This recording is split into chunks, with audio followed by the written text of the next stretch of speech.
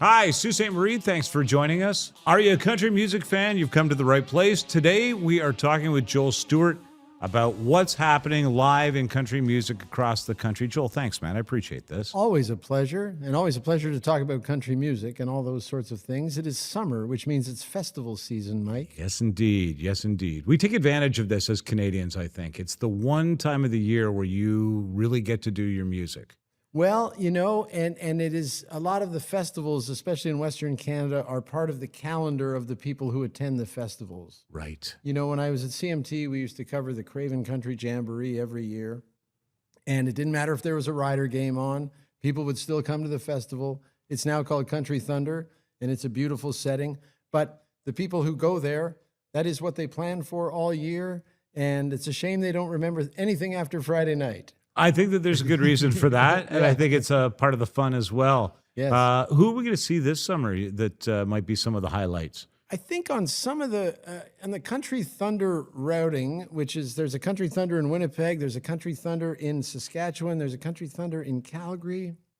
Some of the names change, but one of the bigger draws is Lainey Wilson, who a great singer, but she's also known from the TV show Yellowstone and all that kind of stuff. Yeah.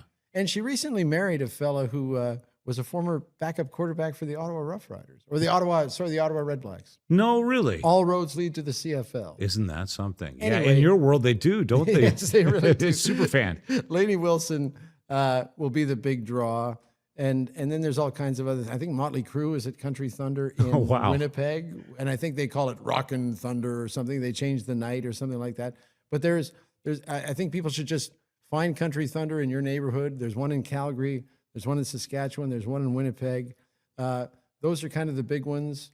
July 1st is usually the Dauphin Fest in Manitoba as well, which is usually an all-Canadian lineup. Well, sometimes it's all-Canadian. Canada Day is all-Canadian usually.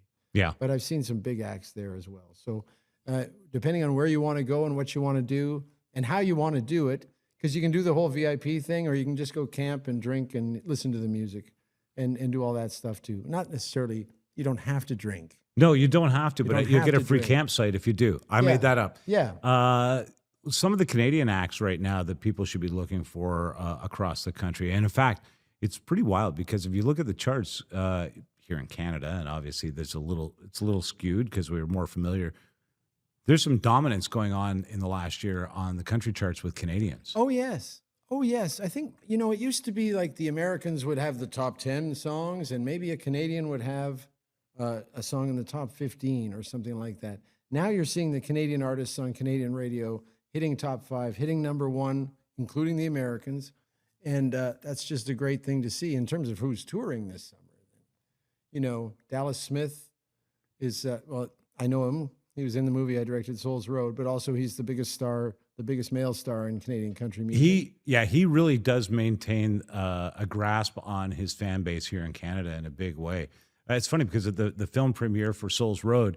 I mean, he was a popular guy on the streets, man. Oh, man. Just standing there for a few moments. It didn't take long to get a crowd of fans that were dedicated. Yeah, we're in Dallas's orbit, and he puts on a great show and all that kind of stuff. And then I think in the fall he's touring his Default, his old band as well.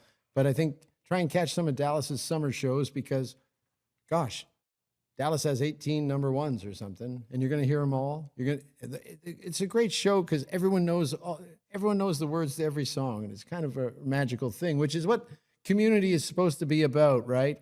It's the thing we didn't have during the pandemic. We didn't have that ability to share our love of something with a total stranger. And I think people are just now, maybe I'm wrong about this, and maybe you're finding this in your own life, people are now just getting back to being out and taking live. So many years post-COVID, but still people are adapting to the idea, okay, we're going to go out and be around a lot of people. Promise you, if you go to one of these festivals, it will be the highlight of your summer. Yes. There's no two ways. Yeah. That's why they plan it every year. What are we doing again next year? We're doing the exact same thing with the exact same people. And man, that is not stale. That is not lame. It's awesome, actually. One of the other venues that you and I kind of touched on when we were chatting before this is Stampede, which has an amazing lineup of acts every year. The Nashville North tent that they have every year, which is usually one or two bands every night, and you got to get there a little early and you got to get in there. But every different night of the week, they will have a superstar from our country, usually Canadian, some baby American acts too, but you will know the songs from the radio. You will enjoy that environment. And that is the heart of cowboy country, of course, as everyone knows. And I know you say, Toronto guy talking about his heart. I lived there for 15 years. It's okay, Joel. No, we believe you. You're legit. CMT and all that. Contains comments which may be triggering.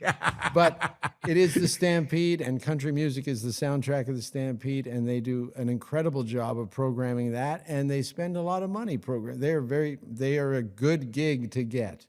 Take a look. I would recommend this. Take a look for our country music lineup, which will be posted in a video in the next couple of days. And we'll give you sort of the lineup of what's happening on the West Coast. And you might want to do a little bit of travel and catch some of these festivals and some of these artists. So we'll make them available for you.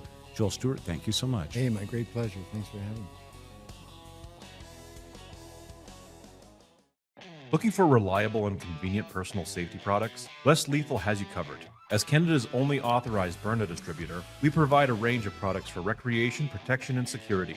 Explore our Byrna launcher lineup, including the LE, SD, TCR, and Mission 4, designed for different levels of performance and protection needs. We also offer the Banshee personal safety alarm, designed to protect children, women, and vulnerable individuals. Because your safety is our top priority. Shop now at lesslethal.ca.